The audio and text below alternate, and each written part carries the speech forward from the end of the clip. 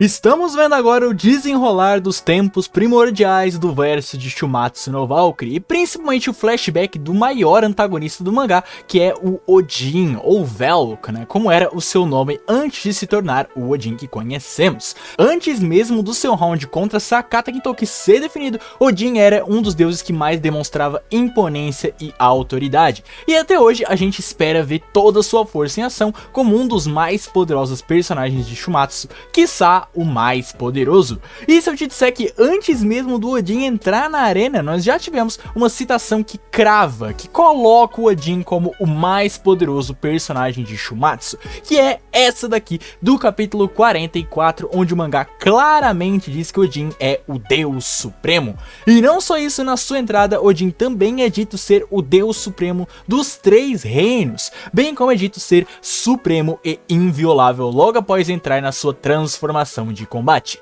Ou seja, são ao menos 3 citações para colocar Odin no topo absoluto do verso como um ser supremo. Ou será que não? Pois é, hoje estamos de volta com o quadro do querido Destruindo Mistranslations para destruir ou então explicar e entender um pouco mais sobre as citações de Odin no mangá, principalmente essas 3 que eu comentei que geram muita dúvida quanto à sua posição de força e de hierarquia no verso de Shumatsu no Valkyrie. Então já se prepara, dá o seu like e vem comigo pro vídeo.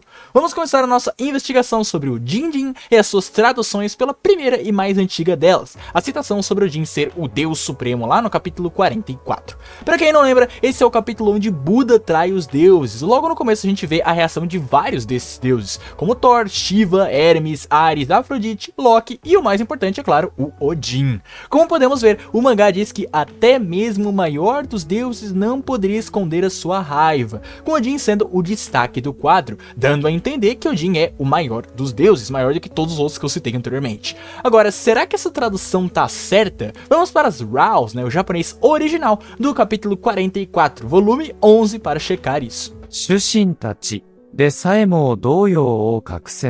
Mesmo entre os deuses chefes que não conseguem esconder sua inquietação.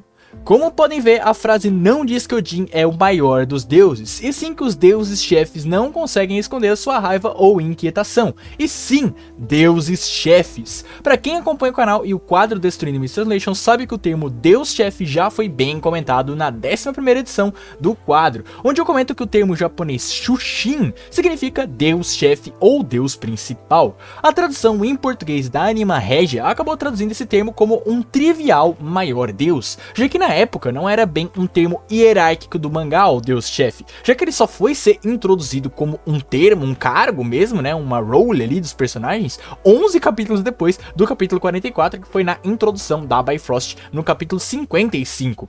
De qualquer forma, sabendo agora do termo, né, o que ele significa e entendendo do que se trata a cena, né, que se refere aos deuses-chefes irritados com a traição do Buda, dá pra entender que, não, por meio dessa citação a gente não consegue cravar que Odin é o top 1 do mangá.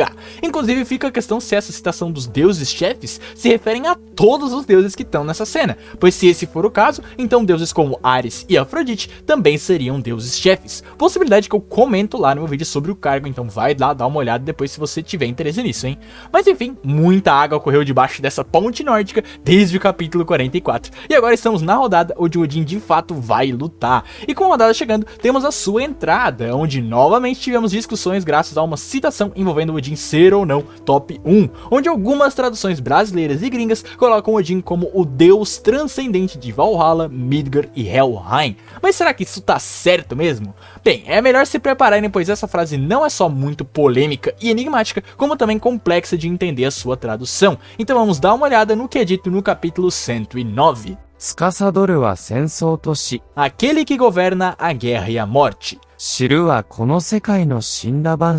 Aquele que conhece todas as coisas da criação. Aquele que os deuses temem. O Deus transcendente do céu e terra puras. Tá ok, eu sei que é muita coisa, então vamos buscar pouco a pouco, né? Porque a página sozinha tem muita coisa pra gente investigar, analisar e aprendermos, especialmente essa frase final. Vamos começar pela primeira então, que diz que Odin é aquele que governa a morte e a guerra, usando os kanjis Tsukasadoru para governar, administrar, né? E o kanji Sensou para guerra, shi para morte. Até aqui tudo ok, né? Já a segunda frase de Rainon diz que Odin conhece todas as coisas da criação. Uma frase bem curiosa, que diz que Odin conhece com o kanji Shiru um kanji para você conhecer algo, ter conhecimento, saber de algo, mas de maneira mais arcaica e profundo. É um termo para quando você conhece a essência de alguma coisa. Já o outro kanji importante da frase é esse grandão aqui, chamado de Shinda Banshou um termo bem conhecido e usado que significa basicamente todas as coisas na criação, ou toda a criação.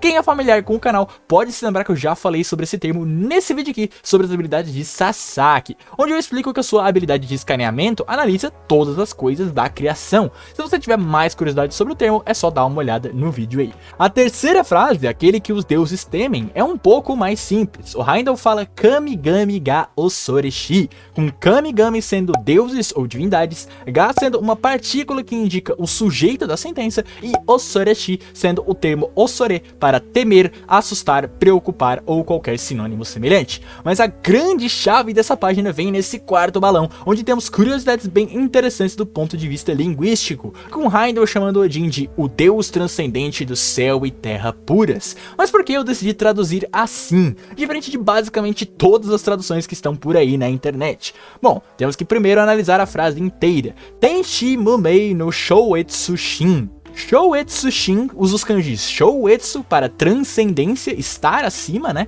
E Shin para Deus, ou seja, Odin é o Deus transcendente de algo. Já que o termo do kanji, né, o no, significa uma partícula possessiva, ou seja, ele é o Deus transcendente de alguma coisa.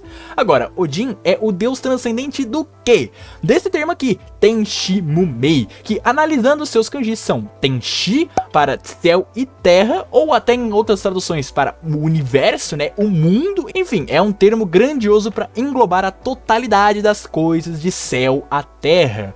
Já o outro termo é Mumei, com Mu significando vazio ou algo sem alguma coisa, né, sem algo, e Mei sendo escuridão ou trevas. O grande asterisco aqui são as furiganas que acompanham os kanjis, que para quem não sabe, são esses símbolos menores do lado dos kanjis para auxiliar a leitura deles. Os furiganas dizem aí Tenshi Mumyo, que basicamente esclarece a leitura de terra e céu sem trevas, ou como quis constar na tradução do vídeo, céu e terras puras, já que o Mumei citado tem uma conotação budista de ser algo sem ignorância, algo puro, né, no sentido de alma pura mesmo, que é toda a parada do budismo. Então a tradução que saiu primeiro desse capítulo, falando que Odin era o deus transcendente de céu, terra e inferno, né, o Valhalla, Midgard e Helheim, estaria nesse caso errada, já que apesar de citar sim céu e terra no Tenshi, não são citados os kanjis que normalmente o mangá de Shumatsu usa para Valhalla e Midgard, e sim usado o termo Tenshi para céu e terra como uma totalidade da existência, né, desde o céu até a terra.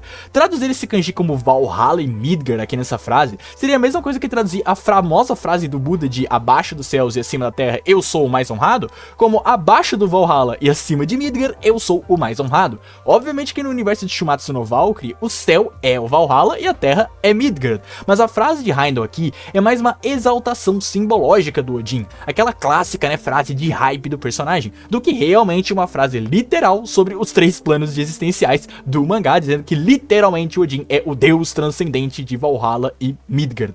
Exatamente por ter esse cunho filosófico que eu não vejo nenhuma das frases analisadas aqui como passíveis de se representar o Odin sendo o mais poderoso do mangá. Ele não literalmente conhece todas as coisas da existência.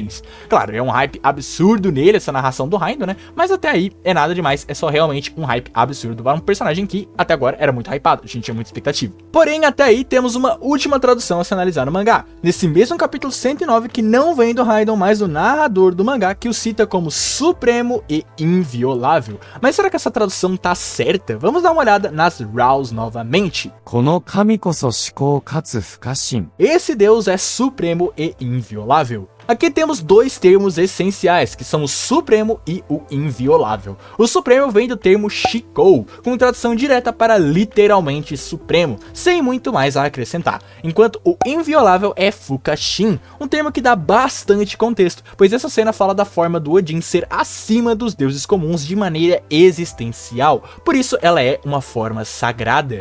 Fukashin é um termo referente a algo sagrado, algo inviolável, algo feito para não ser agredido, muitas vezes usado no contexto de santuários ou de oferendas divinas, que são vistas na cultura japonesa como objetos divinos, sagrados e invioláveis. Vendo os termos usados na frase Supremo e Inviolável e pegando o contexto da forma do Odin ser o objeto de foco na cena, dá pra entender, ao menos na minha interpretação, que o foco dessa cena é demonstrar como que para os deuses normais, o Odin está em um patamar superior de existência, assim como templos sagrados de deuses também estão superiores e invioláveis em relação a nós, meros humanos. Nós também temos que ir em templos com respeito e não violar eles. Mas no final, essa é só a minha interpretação da frase, que talvez propositalmente não crave com 100% de certeza que o Odin é ou não é o top 1. A questão aqui é que pelo menos as traduções em português e inglês que encontrei, não chegaram a errar a tradução dessa cena. Esse quadro acaba se tornando mesmo só uma questão de interpretação e da minha opinião.